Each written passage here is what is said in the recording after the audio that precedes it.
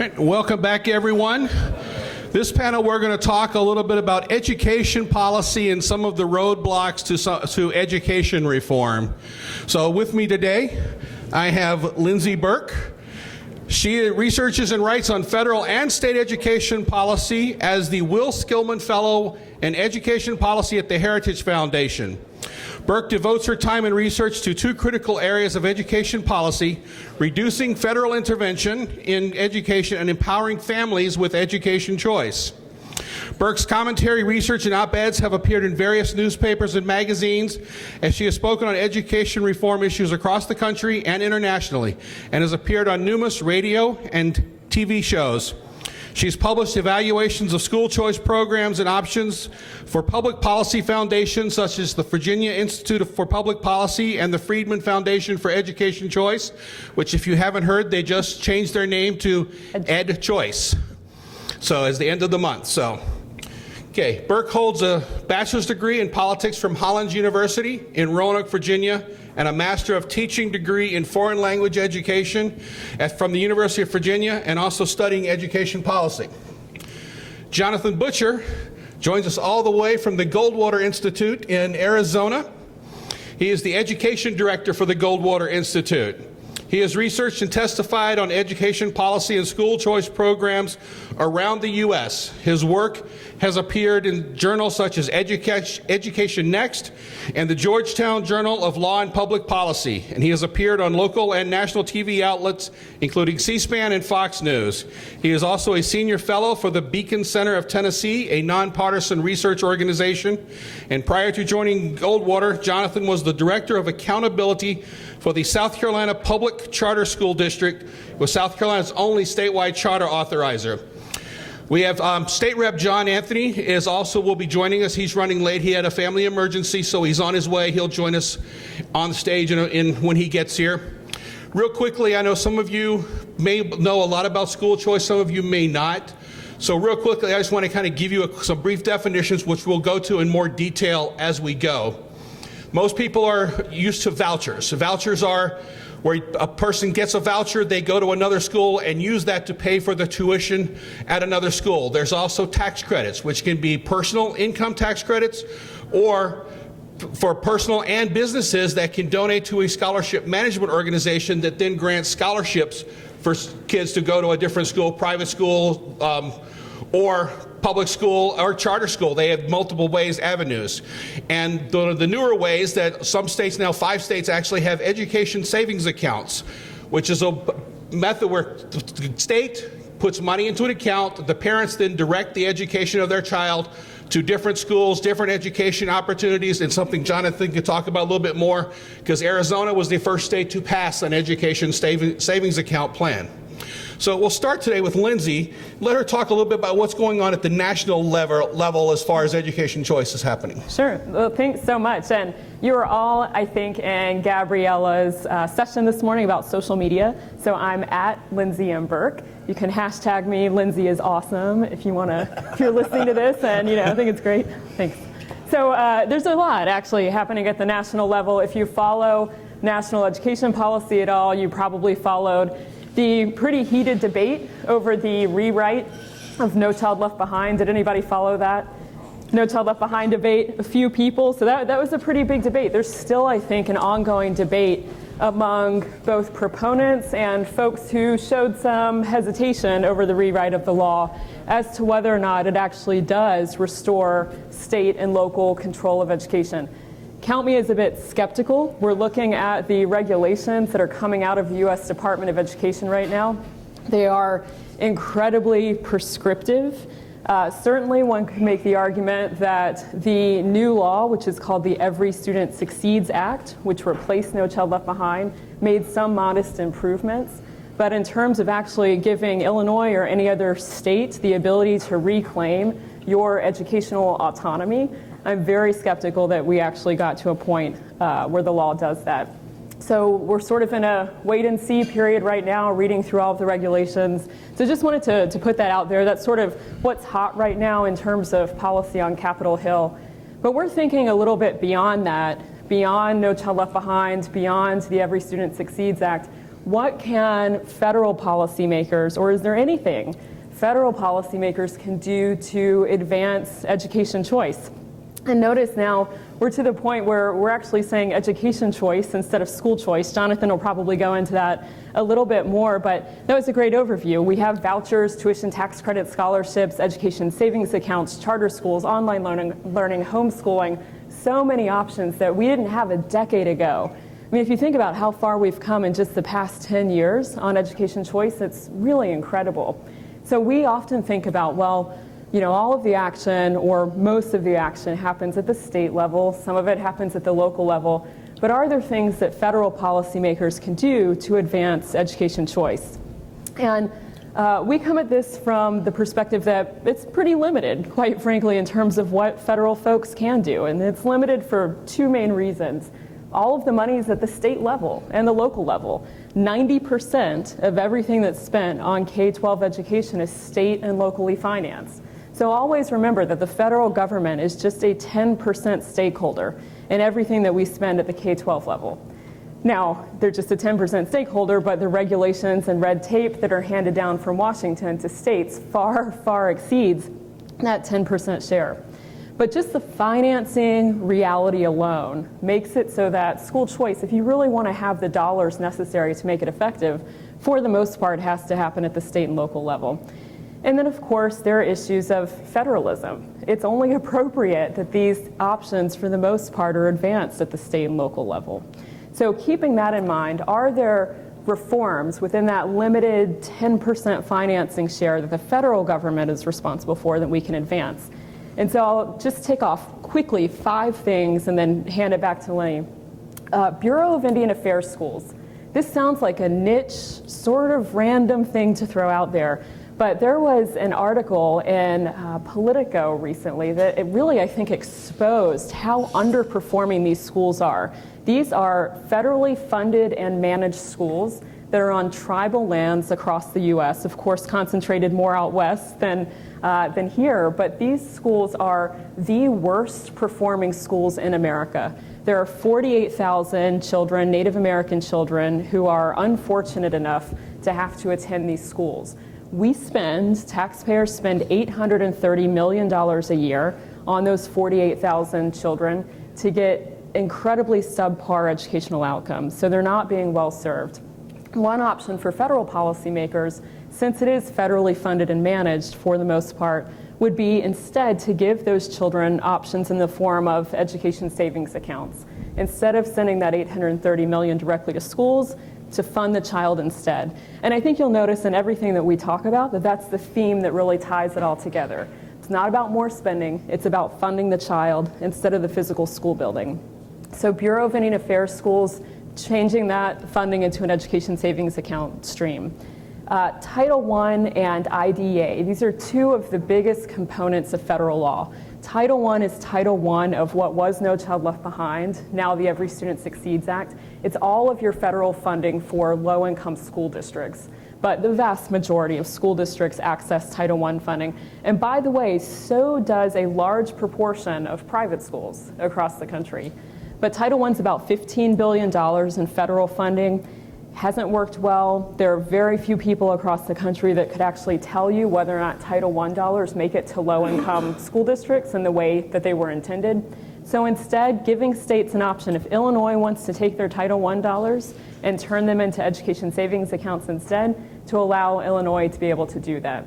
So Bureau of Indian Affairs schools, Title I, IDEA, similar idea. IDEA is the Individuals with Disabilities Education Act funding. It's federal funding. It's about $12 billion now per year, giving states the option to make those IDEA dollars portable as well, following a child to any school or education option of choice. Then the last 2 things I would note would be thinking about options for 529 reform, college savings accounts, actually giving students the option to use those $529 for K-12 expenditures as well. So that's something else to think about. It's a pretty easy fix in terms of tax policy. And then finally, at the federal level, the District of Columbia. And I know that's far from here, but just want to throw it out there, something to think about because we are limited in terms of federal policy. But Washington, D.C. is under the jurisdiction of Congress. So the federal government advancing school choice policies in the district, instead of spending however much it is that we spend every year on this federal district, instead using those dollars to fund education savings accounts instead. And D.C. really, I think, being a signal to the rest of the country about how Congress thinks about school choice is really important. So I would just throw out those 5 options for federal policymakers. They're limited in what they can do, but there are options.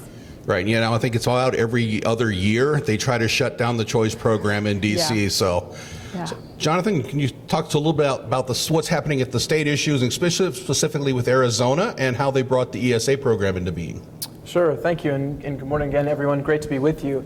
So, as Lindsey was saying, the most significant amount of money that is dealt with in education is at the state level. And we're talking somewhere in the neighborhood of $600 billion per year, right, across the states that are spent on K through 12. Now, there was a time about 25 years ago where school choice was still a nice concept. But here we are today in 2016, and more than half of the states in the U.S. have some form of private school choice program. Now, that's the good news. The bad news is that there are about 49 million children attending public schools in states across the U.S. 49 million. There are approximately, give or take, about 375,000, thereabouts, children using some sort of private school choice program. 375,000. That's barely a rounding error. So while we have made strides in giving families of different walks of life in different states across the U.S. options with private school choice, there is still a lot to be done. I think the most exciting thing that has happened in recent years is that as lawmakers, such as yourselves in the states, have begun to pass private school choice programs that are highly inclusive. I was talking with a gentleman from Indiana earlier today who talked about the voucher program in the state of Indiana that is very broad and reaches well into middle-class families to include those students. Many of you in this room may be familiar with what's going on in Nevada, but I'll take a moment just to describe that. So as we were talking about a moment ago, Arizona was the first state to pass education savings accounts. With an account, the state deposits a portion of a child's funds from just the state part of the funding formula in a private bank account that parents use to buy educational products and services for their children. So if you look in your wallets, you can probably pull out a credit card, right? In Arizona, many of the families using education savings accounts have a card. It's a Visa card that they can pay for online classes, personal tutors, they can save for college, pay for private school tuition, a whole host of educational products and services. They can customize their child's learning experience according to their needs. So this passed in Arizona in 2011. Now, just last year, Nevada became one of 3 states in 1 year to pass education savings accounts. And as you were saying, there are 5 total. What made Nevada unique is that there they allow every child who is assigned to a public school in the state of Nevada to apply for an education savings account. They're the first ones to do so. Now, that program is in the midst of a lawsuit. They just had hearings last Friday, and so a decision, I think, is expected in perhaps the coming weeks, the coming months. But this is the direction that school choice is moving in, and the reason is because of the numbers game, right? It really is a numbers game.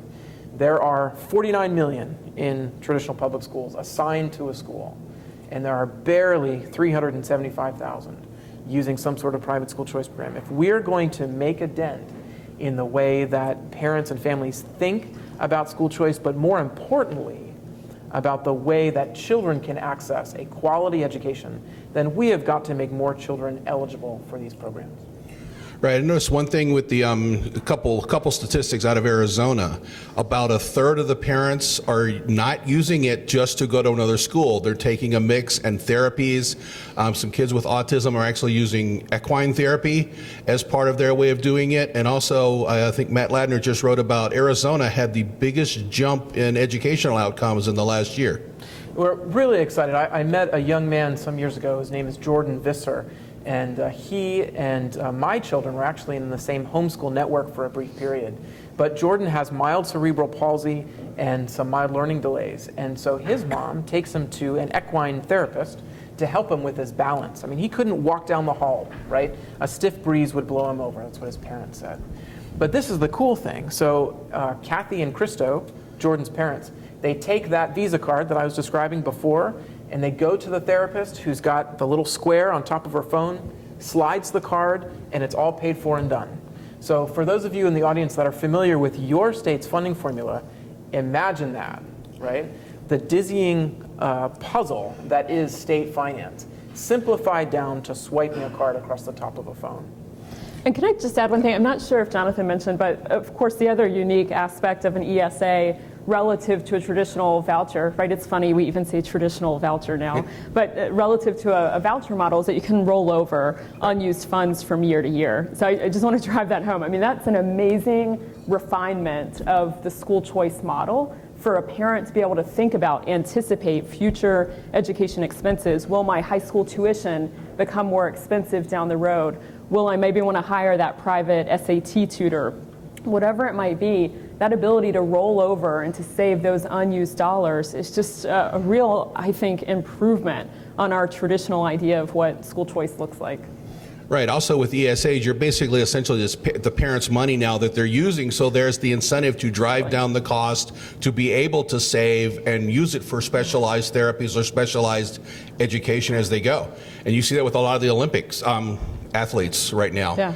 That how a lot of them are homeschooled, but a lot of them have to pay for their own education and stuff, and ESAs actually would benefit them greatly, actually. Yeah, that's exactly right. Being able to use it for multiple services is a huge step into the 21st century for a system that has really been trapped, as Milton Friedman said, in really the 17th century. So it's a big step. Right. And we're talking about funding, and every state has that pressure. And what we're seeing with demographics now, the two greatest things that the state legislators have to worry about is the Medicaid, the seniors getting older, and the population boom that's coming with the younger, that's coming into K-12 now, and how they're going to deal with those pressures. And school choice, if you want to talk about how that can help benefit them. Yeah, well, sure. So you're exactly right. And Matt Ladner's done some of the best work on this sort of demographic crunch that we're seeing in so many states across the country. Illinois certainly leading the pack on that. But you think about the fact that you have an influx of younger students coming into your K-12 population who are not paying in yet. They're not yet taxpayers paying into the system. And then at the same time, of course, we have a generation that's retiring at a larger rate than we've seen in many decades, and of course are less likely also to be paying into the system. So you have that sort of demographic crunch that's really, I think, necessitating policymakers to think about how can we get a better bang for our buck. All of these wonderful things accrue from having choice. But by the way, you can also save money, which is an added benefit. If you think about what Jonathan described with education savings accounts, it's 90% of the state per pupil funding. So it's no local dollars, no federal dollars, just 90% of what the state would have spent. So just quickly to put a couple numbers behind it, if you look at Arizona, we have the most data on Arizona since it's been around the longest. But Arizona, I think your average student, the base per pupil allocation in their education savings account ends up being around $5,000 or so. For kids who have special needs, it ends up being much higher. Our data, we found that it was about $14,000 per year for a child with special needs in the ESA program. So that's what they're getting per year. And remember, that's only 90% of what the state was spending. And so that remaining 10% can stay with the state, because there is an argument, right? If you talk to folks, they'll say, well, and this is school choice generally, yes, a child is leaving the public system, but we have fixed overhead costs. Just because one child leaves doesn't mean there's one fewer teacher salaries that we have to stop paying. And there's truth to that. There are schools that have to keep their lights on. So thinking about that 10% potentially staying with the state, or down the road maybe actually paying back, actually providing some reduction in what you're spending. There are a lot of options that can accrue from that ESA model, but the savings component's important. Right. I'm going to welcome John Anthony to the stage. Well, thank you. John is the executive assistant to the director of the Illinois Department of Corrections, and he was just served as a state representative of the 75th District from 2013 to 2016. Before that, he was a law enforcement officer from 2005 in Champaign, and then he went to work with the Kendall County Sheriff's Office in 2008. He was awarded the Irvin Warren Cop of the Future Award, given to police officers who show strong leadership under duress and maintain integrity and character. And in 2014, Anthony was selected to join the prestigious Edgar Fellows program here in Illinois. Edgar's our former governor. It is an executive leadership training initiative conducted by the Institute of Government and Public Affairs at the University of Illinois. One other thing, on a personal note, John and his wife actually started a foundation called Yarn to help, which he can talk about a little bit about. And I want to welcome John up here to the stage now and get into conversation here. Well, thanks for joining me. I apologize for my tardiness. I had an unfortunate family incident this morning. My grandmother's been given less than 24 hours to live, so we were with her this morning, so I apologize for my tardiness. Thanks for letting us know. I know we got people here that have urban areas in their states and rural areas, but I want to start a little bit with the urban areas a little bit more. Lindsay, I was at a panel a few years ago where it talks about the choice program in DC, where it says your work actually literally saved lives. And we have the same thing with Chicago with a lot of the crime and stuff here. If you guys can talk a little bit about how education choice actually can help with that and kind of the road to prison, school to prison that we have in a lot of the urban areas right now, and how we can overcome that. You want me to go? After you. Just throw me right onto the hot seat, right? I've been wow. monopolizing the time. So I hope this is a good crowd. Representative Morrison, that's a good friend of mine, and a strong proponent of school choice, Representative Tom Morrison from Palatine. I'm the sponsor of the ESA bill for Illinois. Yes. Which is in the Rules Committee. Which means it'll never come out of the Rules Committee. Well, just let me give you just a brief, I don't know if you guys recall, but what was that, in 2014 when I first got to the General Assembly, there was an incident that occurred in our General Assembly on the House floor where yours truly was called a half. The Illinois Republican Party, is not used to, actually I was the first black Republican in over 30 years to join the General Assembly. So let's just say that the General Assembly wasn't used to having someone who was a minority and on the Republican side of the aisle. One of the things about when you look at what's happening in Chicago, and now that especially now that I'm in the capacity that I'm in now, you can really see that school to prison pipeline. I used to always get into arguments with people and say, well, okay, I get it. It's not as true, but education is so crucial and so key to providing avenues of because I was one of them. And that's how I got out of the hood. I grew up literally right down the road from here, Cabrini Green housing projects. I went from there to 38th in Indiana. So I've always been a part or in some area where poverty was a key indicator of the community I resided. And you look at it and you see how that's why every aspect. I was once told, Representative, you don't have any charter schools. You don't have anything dealing with the issue. Why are you so adamant and so strong in school choice? And I said, well, although I may not have anything in my district, I came through the system. I still have family members and friends who are still going through the system. And when you look at what's happening in Chicago and the structure of leadership when it comes to politics, no one wants to tackle it. No one wants to deal with it. And one of the reasons is there's a very strong and powerful union here. Yeah. And it's hard to really go against that. And I think sometimes some of the people that are actually on our side get tone deaf and don't really realize the fight that they're trying to battle. And I think that's why you continuously see the school to prison pipeline that's, you have someone on the other side of the aisle and folks who, and don't get me wrong, you have Democrats and Republicans who are trying to fight that here in Illinois. Yep. So that's a bipartisan issue. But then you have those who we really need, who are suffering, whose districts are suffering the most with lack of education. And they're the ones that are not fighting to break that pipeline. And I would just add on the urban front too, DC certainly has many of the same challenges. And back in 2003, and actually went into operation in 2004, we had the DC Opportunity Scholarship Program, which is a voucher program. It's vouchers for children from low-income families in the district to attend a private school of choice. And they are low-income families. They are families who, on average, make about $21,000 a year in the district, which is not much. In DC, let me tell you, so these are poor families. It's 99% minority families who participate in the program. A few years ago, we did a survey. We actually FOIA'd calls, 911 calls from the school districts in the District of Columbia to the Metropolitan Police Department.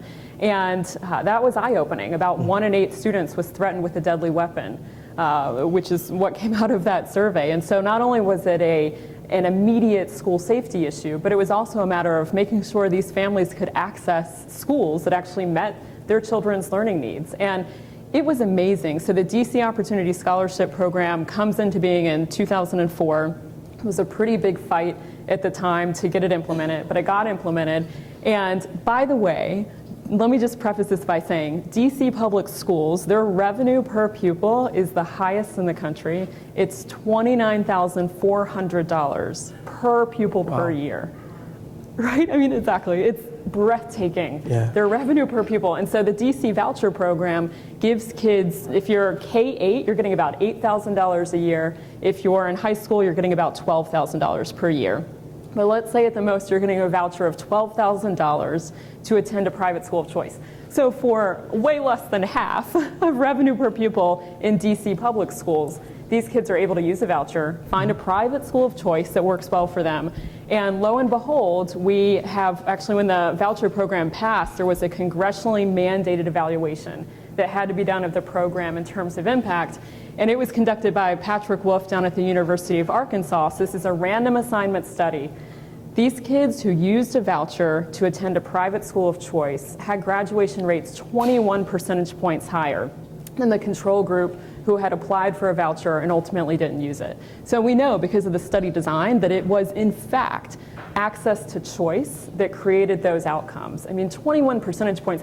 These kids graduated at a rate of 91% relative to 70%. And we know that graduation rates are sort of the holy grail of education intervention. If you can get that right, you're getting a lot right.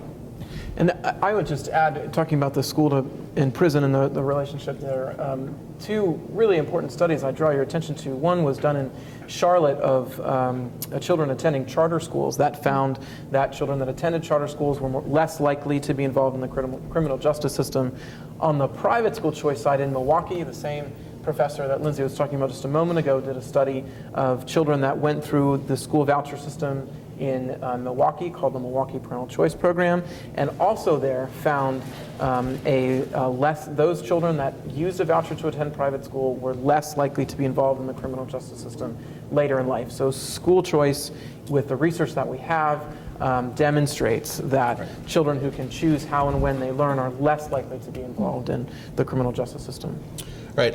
One thing, Rep. Anthony, that you brought up that I know several states have this issue is getting legislation passed and how bills will get assigned to a committee aimed to kill it so it never comes out. And I know some of you have the exact same issue. That doesn't happen in Illinois. Come on. It's how do you guys get around that? I know how some of the other programs in other states have kind of made their programs really small and work through, but can you explain to legislators how they can work through that issue sometimes, not in how to manipulate that themselves to kind of get through, to get something started? I don't know if you want to answer. I'll answer that simply by saying this. Honestly, there's only one real barrier here in Illinois that stops. and that name will go unspoken today. Well, I'll just say from a policy perspective, on the DC voucher program in particular, because as I said, it was an uphill battle. But not to get too wonky, but the way it was ultimately accomplished was through something that ultimately became known as the three-sector approach. And so when the DC Opportunity Scholarship was passed, there was money appropriated for the voucher program. But also there was additional money that was given to the public system and the public charter school system. Now, that's not ideal when you design a school choice program because, quite frankly, there was no competitive pressure placed on the public school system in that model. They're not losing dollars when they lose kids in DC. So that was unfortunate that was ultimately the way it had to be, but we got a wonderful scholarship program in place as a result of it. So something to consider, some trade-offs. Just really quickly, and Representative Morrison will vouch for this, we can't even have the conversation here in Illinois. I know I introduced the bill, I actually introduced the 51% trigger bill. Right. You know, and that actually, I couldn't even have a conversation, couldn't even get a subject matter hearing only. So it's kind of hard when you can't even have the conversation, begin a dialogue to try to figure out, is there common ground? Well, a couple of things that have been successful in states around the country. I mean, one is to demonstrate a need and make sure that people understand that need. So take Mississippi, for example. In Mississippi, there was research showing that children with special needs were performing the worst in that state of any state in the country. And so the local newspaper caught onto it, which was then picked up by local advocacy groups and caught the attention of lawmakers, which then led to the bill being introduced and passed. Similar things have happened in Arizona. Lindsey was talking about the Bureau of Indian Education Schools. We made children living on Native American reservations eligible for education savings accounts a couple of years ago. We demonstrated a need there, right? They had lower graduation rates and attainment rates than nearly any other class of student in the state. So that was one, right? So demonstrate a need. I think, two, demonstrate success among either children already using the program in your state, if you're trying to expand it, or how it is working in other states, right? It's no accident that 4 other states passed education savings accounts after Arizona did, right? They looked to Arizona to see what was being successful there. And we could show through both research, parental satisfaction surveys, which we did in conjunction with the Friedman Foundation, now EdChoice, sorry, as well as stories about how successful the children using the accounts were, which then translated into other states being interested in bringing the same sorts of options and the same sorts of success there. So demonstrating need and demonstrating success either in your state or elsewhere really help to drive the conversation away from a teachers union that will try to dominate the policy at every chance they can. Yeah, I know, Rep. Anthony, thank you for introducing the parent petition this year in Illinois. At least there's trying. And I know in Illinois there's actually been Democrats and Republicans both that have introduced education choice bills. Real quick, I know we got to go to questions here for everybody, but I'd like to talk a little bit about the rural areas and how, like with ESAs now, like Arizona especially and some of these others have done, how ESAs actually are an avenue for rural areas where they wouldn't, where vouchers work really well in urban areas, ESAs work really well in rural areas. If you guys can talk a little bit about that real quick. Well, I mean, I think that with the growth in internet technology, there is more access today. So that's one thing to remember. With an education savings account in nearly all the states that have been, where it has been passed, students can use it to pay for online access. And that will help in a area that does not have many options. Oftentimes there is a criticism of ESAs where they will just say, well, they have no place to go, right? We can give them access, we give them a voucher, but there's nowhere for them to go. And today it's not true anymore. In fact, in the isolated Native American reservations that we were talking about before, there are private schools there looking to serve those students. And part of that is because we passed the education savings account law and made those children eligible. So we are at the same time giving students access as well as giving people reasons to provide more access and more alternatives for them. A quick story from Nevada. When I was in Nevada last summer testifying on some rules that they were passing for the program, I met a gentleman who worked in a tutoring center in Reno, Nevada. And we got to talking about how he wanted to participate in the program and provide services to children under this new law once it became law. And he said, you know, I have a colleague in Arizona who has a tutoring service there. And he got to thinking and he thought, you know what, and she provides access to ESA kids there in Arizona. There was a network of tutors that in Nevada as well as Arizona, and the Arizona folks were already using accepting education savings account payments for their students. And so all this Nevada tutor had to say to the lawmakers was, look, you need to make me a part of the program. I have a colleague in Arizona that's already doing this. Right, so there are networks already in existence to provide great options to kids. And I would just add on the tutoring provision, I think that is one of the best ways to access rural areas is to be able to have education come to you. I mean, Jonathan was in Arizona for a long time. We go out to Arizona every now and then to talk to families and to work with them. But it's amazing to see a tutor show up at a home, provide a lesson. Maybe it's an algebra class, maybe it's a music class, and then like Jonathan described, mom just swipes her ESA card, pays the tutor at the point of delivery, and the tutor's on their way. I mean, it's just incredible to me. As long as we've been thinking about ed savings accounts, I still wake up every morning and think, wow, this is awesome, right? This is like such a great way to think about delivering education content. I mean, this is the private tutoring provision. I mean, this is something that, you know, kings and extremely wealthy people would have thought about in terms of providing an education, right? A private tutoring model. And we are completely democratizing that and bringing that ability to in the case of Nevada, every single family. You know, when I was a state rep, ESAs were the one thing. I had an education advisory council of about 20, 25 people. This was the one common ground area where 90% of them agreed this is where we should start. This is where we should begin the conversation. But unfortunately, I'm no longer there right now. So I also, when I sat on the charter school committee, and I also sat on the special needs committee, and what we were trying to do with Representative McCasey, who chairs it, we were thinking about how we can come about and start it somewhere, start a pilot somewhere. And we thought about how could we combine special needs and charter schools. So that was a way that we were going to try to begin the conversation. Hopefully somebody else can take that mantle up now that I'm gone. Representative Morrison. I want to thank our panelists here. We're going to open it up here now. I know you guys will probably have a lot more questions as well, so feel free to raise your hand, and Nathan will bring the microphone around to you. And one thing Lindsey brought up earlier, too, that's something I know one of the big issues is funding. And one of the things, you remember what she said, for the school choice programs, they're getting only a percentage of the state money. That leaves all the local and all the federal money in place. So when you have people, it's taking money away from the schools, actually it's leaving them more money per student than they would have if that child had stayed in the school anyway. So that's something to think about as you're doing it, because the school's only losing, 90% in most places, some of them even less, of the state funding. All the other money still stays in place, so it increases their per child funding. I think we had a question back over, or there, right there, okay? Hi, Vince Leach, Arizona. Question on the Blaine Amendment. As you know, many states, particularly those in the West, are suffering under the thumb of control by the Blaine Amendment. There are at least 2 cases, if not 3 cases, before the Supreme Court. Wondering if you have any updates on where those are and when we might hear something, particularly as it relates to the reduced number on the court. Yeah. Well, so in terms of what's before the court or maybe before the court, the Trinity case is still pending. And then the other case involving, the other case is involving Nevada, is at Nevada, and that one's pending. And the Douglas County case, they're still deciding whether or not to take that, the last I read.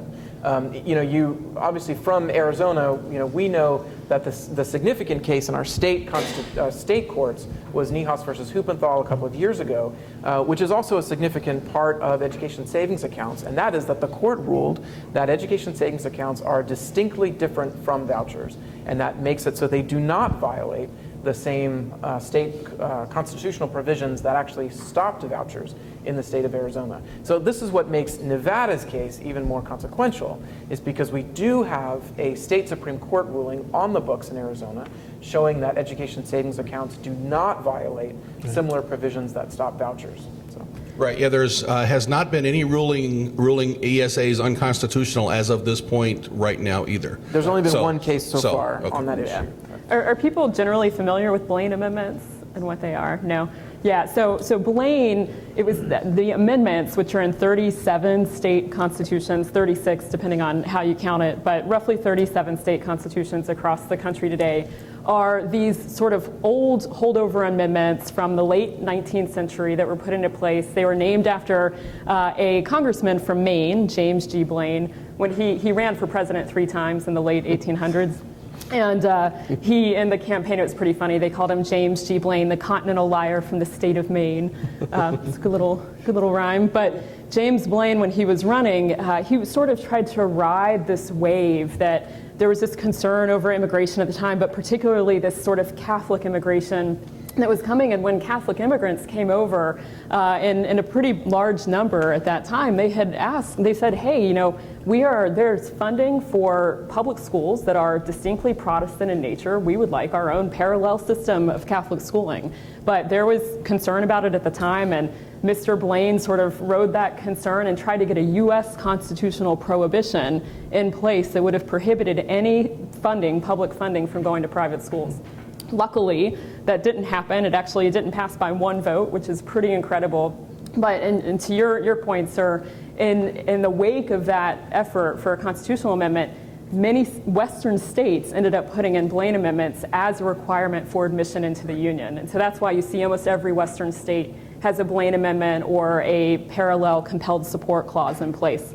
But to Jonathan's point too, ESAs are structured in such a way that I see them as a really strong hedge against any sort of Blaine-based attack. We'll see what comes out after Nevada. If you're really concerned, if you're in a state that has a uber strict Blaine Amendment or compelled support clause, there's always the option to do a tuition tax credit funded education savings account. That gets really complicated to explain, but there's always that option as well. So if you're ever interested, read the history of Blaine Amendments. It's pretty interesting history. And we worked on that in Missouri. I see the Senator from Missouri where we worked on that last year. So it is possible. Yeah, and one of the arguments that I use a lot with when we talk about Blaine Amendments and ESAs is that people now already get health insurance, the Medicaid and Medicaid, where they're using religious hospitals because it's their money at that point that they're using. And the same argument should be made on ESAs, that it's the parent that are directing the money. The state really has no direct involvement at that point. It's the parent's choice at that point. So,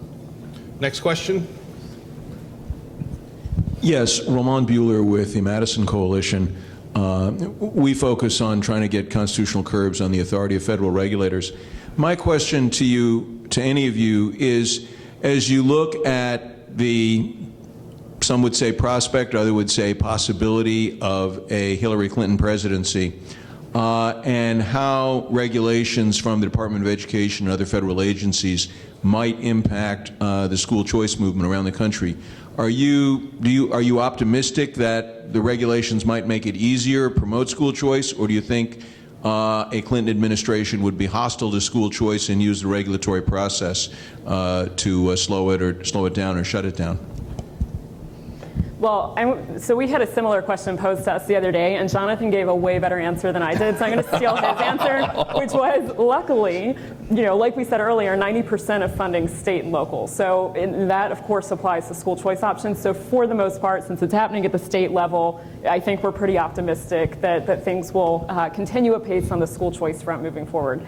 At the federal level, in terms of advancing choice, no matter what the environment is, we always have to be vigilant about regulations that are being handed down, and we are vigilant about that.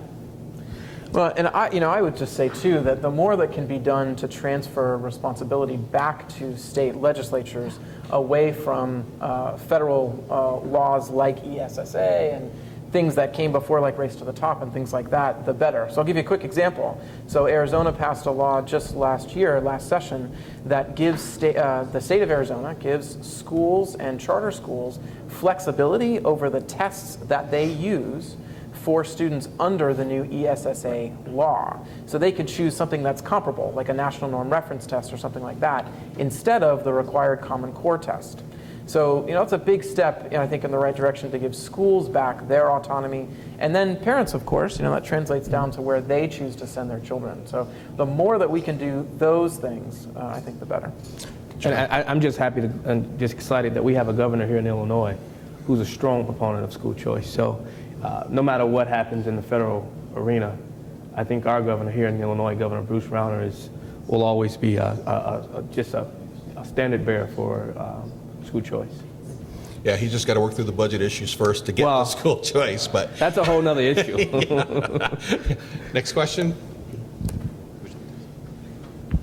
Yes, Tennessee State Representative David Byrd. We just passed the ESAs this last, and I'm a supporter of ESAs and a supporter of charters, but I represent 4 rural counties, and I am not yet sold on vouchers because I see the funding, the BEP funding for our schools, they have a hard time in rural schools, and I'm just not there yet on that. I see more of the need to try to fix the solutions to public schools than abandon them. And I just want to hear your take on that, on especially rural schools for funding, because I used to be a principal for 10 years at a rural school and a teacher, and if we could get rid of 10 or 15 students, problem-solving or students, that we'd feel like we'd have a private Christian schools. I feel like we need to reform our schools, public schools, on absenteeism, discipline problems, and things of that nature, where we would have the same autonomy as private schools. That would really help our public schools. Representative, when was this bill passed? It was passed this past session, so we have not yet seen any results, and we've done it for just a few special needs students, I think 8 or 9, which I'm excited for, because I have a little autism school in my district that I think is going to really help. So, do you have an education advisory council that you can reach out to, that once the bill is cemented and it's actually being, they can actually take advantage of it? If you can gather yourself an education advisory council and then begin to allow them to know, so that they can then push it throughout, especially superintendents, if that's the form of schooling you have. Can you guys hear me? Okay. That's a way to get the word out and actually allow people to start taking advantage of it. I don't know if that's something you've done already or not. Yeah, we're definitely getting the word out, and the ones that will be using the ESAs, I think they are excited about it as well. So I don't think that's going to be a problem, getting the word out for our parents to know that.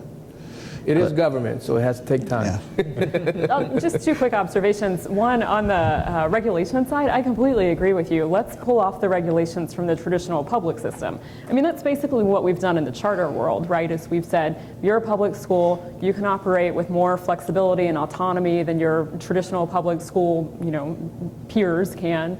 So I say extend that, and in a way, think about maybe converting all public schools to charter schools.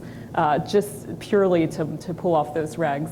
And I had a second point. On the exodus from the public school system, we haven't seen that happen. Right. If you look at school choice programs across the country, it's been a pretty modest uptake. I would love to see much more uptake, but so far it's been pretty modest.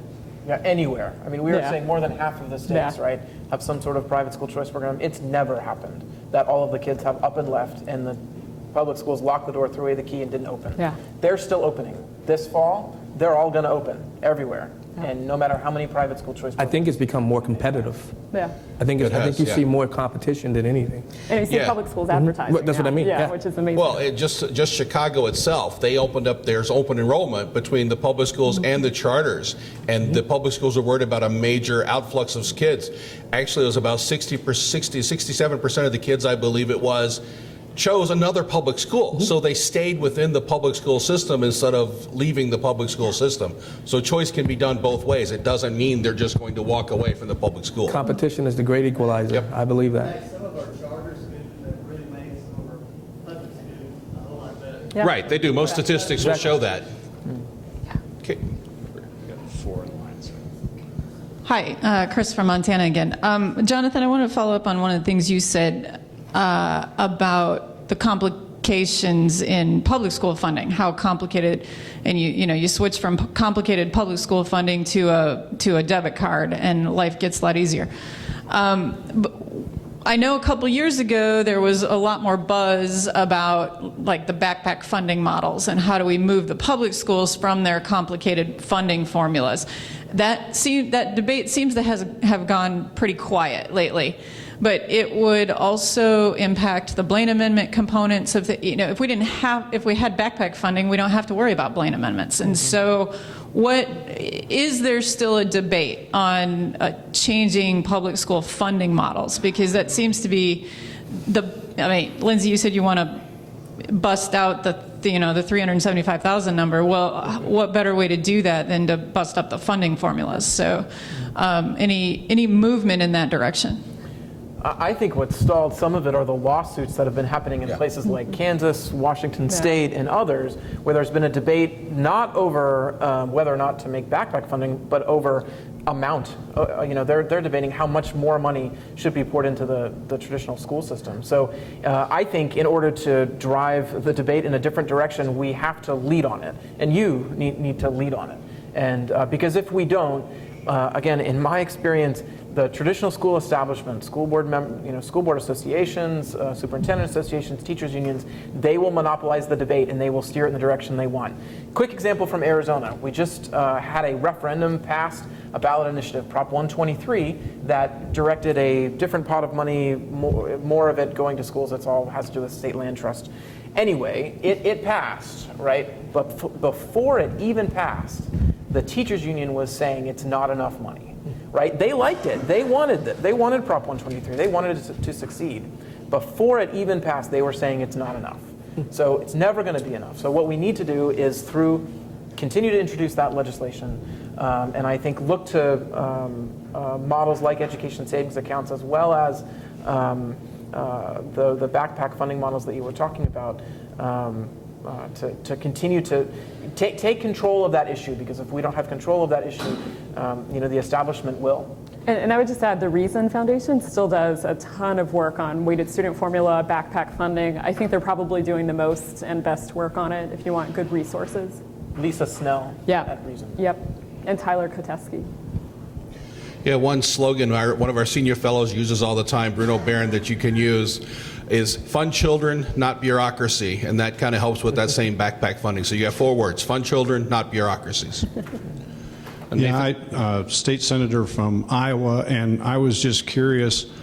We were told years ago that the number one factor in determining how well a child does in school is the involvement of the parents. That was it outweighed the quality of the teacher. The quality of the teacher was second, but that the involvement of the parents was the biggest deal.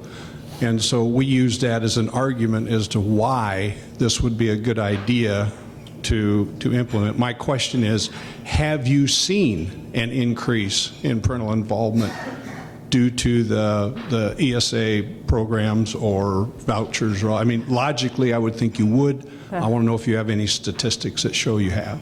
Yeah, I don't have any good empirical evidence on it, but if you look at, back to Patrick Wolf, who's down at the University of Arkansas, he's done fantastic work. He's done a lot of qualitative work on parental involvement. He had a great qualitative study on DC parental involvement. I forget the name of it off the top of my head, but you can Google it and find it. But he had a great line in that study that said, with the introduction of vouchers in DC, that parents move from the margins to the centers of their child's educational experience. And before, in the public system, he said they were sort of passive recipients of whatever education they could get, but that it really moves them to be active participants in their child's education. So we've seen it in DC. We've certainly seen it with education savings accounts, how involved parents can be with that program. And then one last little anecdote. In DC, when we talked to families in the school voucher program, we actually talked to some private school leaders, and they said, we know immediately when a DC voucher parent is calling our school, because they have like a checklist of things that they want. Do you have after school activities? What are your teachers like? So they once they have that power to be consumers of education, they exercise it. Yeah, they definitely do. I think we have a link on if you go under heartland.org and go under education and education choice, I know I have some links to some of those references of how parental involvement increases and stuff as well. And the other thing, if you ever looked at any of the films where they talk the lotteries for schools, you can see the parents there, and the parents want choice because they're crying if their kid gets picked in the lottery, and they're crying if they don't get in the lottery. So it does have an effect, and you can see that. Lenny, I think urban prep here in Chicago is one of the prime examples of that. Yep. Yeah, I think urban prep now has 100% going to college, and I think their college persistent rate is probably one of the top in Chicago as well now. So they're starting to measure that as well, the college persistent, how many kids stay in college. Yes. Good morning. Thank you all for your remarks. My name is Joanne C. Benson. I'm from the great state of Maryland. I am an educator by profession. We hear a lot being said today about this morning about funding. In a number of our school systems in the country, instead of funding according to need, schools are funded according to formula. That's a problem. We need to start looking at funding schools according to need. That's the first problem. The second is when we talk about public and private schools, let's talk about that for a moment. In the private schools, if a student goes to a school, parents have to pay before the child enters into the private schools. In the public schools, parents don't think about the fact that they in fact pay, but it's in a more interesting way where the state and the county contributes. In a private school, the money comes directly out of the pockets of the parents. So parents are compelled to go to the school, to attend PTA meetings, and to be involved in the education of their children because their money is there. And guess what else? We talk about choice. If that youngster does not do what he or she is supposed to do in that private school, the private school they say, listen, the child is not doing well here. They send them back to the public schools. The third thing that I want to talk about is teacher training. In our colleges and universities, where teachers are trained, they're not being trained properly. We need to look at how teachers are trained in our colleges and universities. Prime example, we have kindergartners and first graders and students that are being expelled from school or suspended from school because they say it is a behavior problem. But we don't have teachers who are trained to understand that it may not be a behavior problem, it may be a mental illness problem. And teachers are not trained to determine whether it is a behavior problem or a mental illness problem.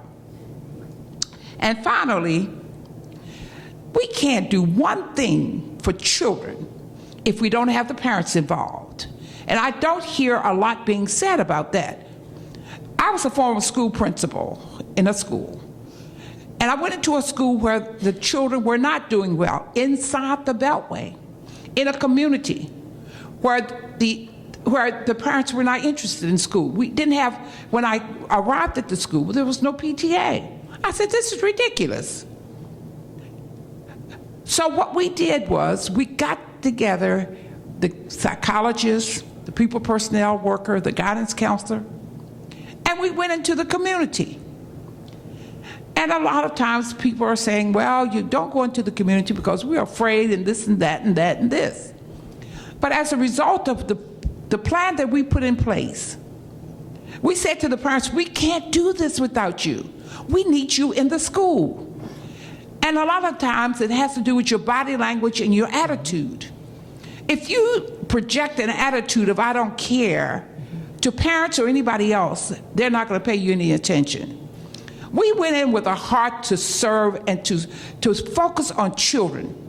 Within 5 years, the test scores, the academic performance of the students were off the roof. It can be done, but we have to, and the other thing is we have to train the teachers. My background is in curriculum instruction.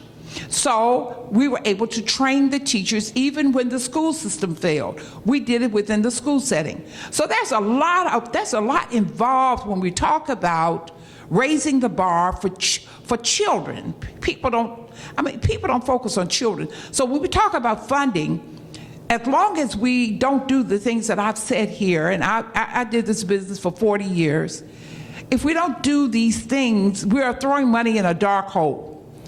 Money is not always the answer. We have to get up off our chairs as educators, and I am an educator. I'm a staunch educator, born an educator, spent half of my life as an educator. And if we don't become serious about our children, we're throwing money into a dark hole. Was there a Yep, question in there? somebody want to answer? I mean, Question in there? Not much to add to that. I mean, I would say that there, I think you brought up the issue of teacher training. I mean, I do think more should be done today to get qualified professionals into the classroom, those that use math every day, that use chemistry every day into the classroom. It should be made easier. I think it's too difficult with teacher licensure programs. yeah, Illinois is one of the really tough ones that John can talk about. But yeah, Illinois is really difficult for Bill Gates could not teach in Illinois schools. Albert Einstein could never teach in Illinois schools the way our certification process is, and we need more subject matter mastery coming into our classroom. I think, to the point of, and I'm going to walk lightly on this, but just because of my new capacity, but when I was in the General Assembly, I was in the Black Caucus and the Latino Caucus. I think it's going to take a lot of political courage to do things, because it's, unfortunately, there has to be some legislative fixes, and it's going to take people with the political courage to do it. Specifically talking about when it comes to parents being involved, because right now there's no other way. You can tell a parent to get involved, but they simply don't have to and don't want to. That's tough. And I would just add to that, I mean, I do firmly believe it comes back to the choice piece. If we want to increase parental involvement, giving them control over those dollars is the best way to do it. I mean, you're close to DC. You know now that we've got 44% of kids in charter schools. I think that's been a very effective means of increasing parental involvement. Yeah, there is actually a study happening right now out of the University of Chicago. I believe they're 5 or 6 years in, where they're actually looking at ways to increase parental involvement. One of the ways that actually is, I think, from what I've understand from the study so far, that has increased the most parental involvement is giving parents rewards. They tell the parents, okay, if your child knows this when they enter school or they enter first grade, if they know all these subjects, we're going to write you a check for $1,000. I don't know the exact amount, but I know that study is happening, and actually doing that for parents is actually helping a lot right now. So it'll be interesting when that study gets finished. Okay, last question right here. I just want to say to the gentleman that was the past, you worked in the public school system. Were you actually, did you say superintendent or principal? Okay. One of the things that I have to say, I'm from Arkansas, state senator, and when it's about the children and them actually learning, and it's not about special interest, and you recognize that we're failing in what we're teaching our children, if the public school system is failing our children, if the system is failing and what we're doing is wrong, and we've taken an education system that used to be here, an education in our system, and we're down here, that's pretty easy to see. If we're not doing things right, and we can look at the scores in America, and then we can look at where we compete, with other countries, we are failing our children. When you look at that and you look at the school, what we're doing, Arkansas itself, I have to say I'm very proud of what we did this year as well. We actually are allowing our public schools to have charters. Yay, they want to be what? Competitive, because charter schools are doing well. And guess what? Parents want their children to go there to do what? Better. And I'm not being horrible. We want our children educated. And if the public school system is not going to do that, folks, for whatever reason, federal laws, the government's in our education federally, we've got state laws, and when that's not working, we've decided to make changes in Arkansas for our children. We want them to learn. We want them to be able to leave, go to work, be smart. When we send them out, we want them to be educated. So we've made changes. We've also said if you are a public school system and you have a building that's not being used, a charter school can use it. So we want competition. We're looking at the voucher programs. We're looking at we've also said that you're going to quit testing homeschool students all the time. It's unfair. It's not right to do that. We're going to let them have the same test that maybe the public school systems have, but we're not going to be doing that. They test out better. Actually, they're very smart children. So why are we doing that? So we've made a lot of changes. There are other things that we've done, and I have to tell you, I'm very proud of what we're doing in Arkansas. We're not all the way where we want to be, but Arkansas has decided we will educate our children. Competition is good, and we want our public schools to do whatever it takes to also compete and teach our children. We just want them educated. I'm a mother, a grandmother, and you know, this whole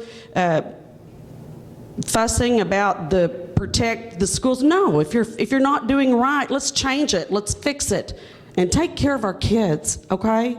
So that's where we are, and I don't have any special interest in that. I just want my grandchildren educated. That's right. Thank you. That's right. Right. We just have to remember it's always the focus should always be on the children themselves and how we're educating them rather than on the buildings. It should be all about the children. That's where our focus should be. Let's give our panelists a round of applause here again real quick. I was late.